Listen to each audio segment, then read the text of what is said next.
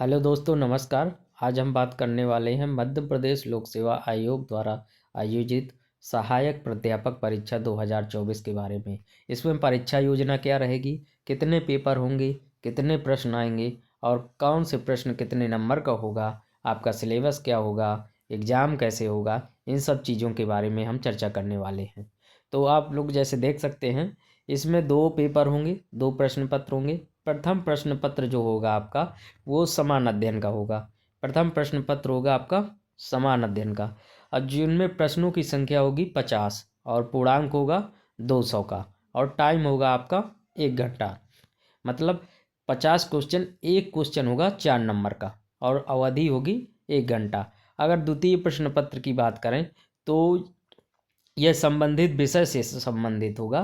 द्वितीय प्रश्न पत्र आप जो विषय सिलेक्ट करेंगे, जिससे आप सहायक प्राध्यापक बनना चाहते हैं, जिससे आपने मास्टर डिग्री किया होगा, तो उस सब्जेक्ट से 150 प्रश्नों की संख्या होगी। मतलब 150 द्वितीय प्रश्न पत्र आपके सब्जेक्ट का होगा, जिसमें प्रश्नों की संख्या 150 होगी, और पूर्णांक होगा 600। यानी एक प्रश्न 4 अंक का होगा, और समय आपको 3 घंटे मिलेगा।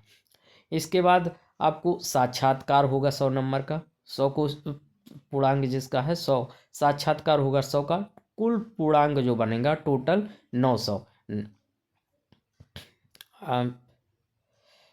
ठीक है दोस्तों। और आगे हम बात करें तो प्रश्न पत्र योजना क्या होगी। परीक्षा का आयोजन 2 सत्रों में होगा। परीक्षा का आयोजन 2 सत्रों में होगा। और प्रथम प्रश्न पत्र की विषय वस्तु, प्रथम प्रश्न पत्र की विषय वस्तु समान अध्ययन से संबंधित 50 प्रश्न होंगे, और द्वितीय प्रश्न पत्र से संबंधित प्रश्न पत्र में 150 प्रश्न होंगे। मतलब 50 प्रश्न फर्स्ट पेपर में होंगे, और 150 प्रश्न जो आपके सब्जेक्ट से संबंधित होगा उसमें 150 प्रश्न होंगे। दोनों को मिला के अगर कहें तो टोटल पूर्णांक 800 का बनेगा, क्योंकि एक क्वेश्चन 4 अंक का है।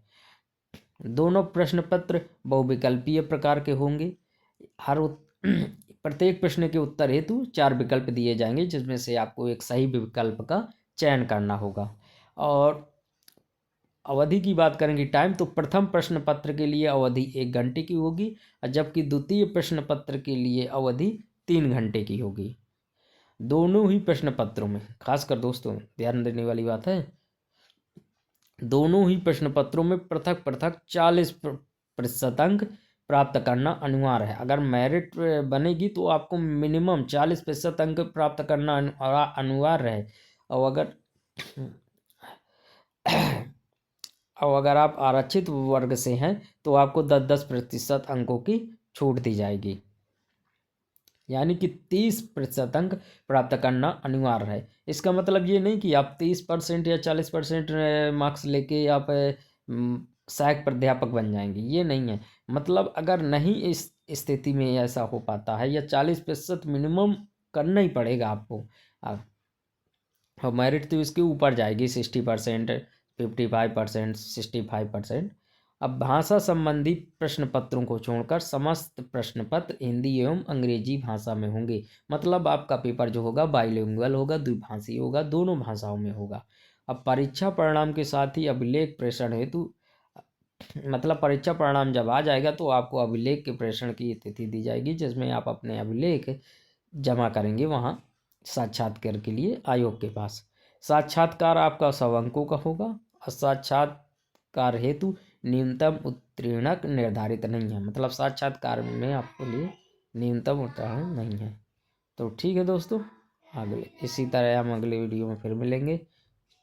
जानकारी अच्छी लगे तो चैनल को सब्सक्राइब कीजिएगा, लाइक कीजिएगा। धन्यवाद।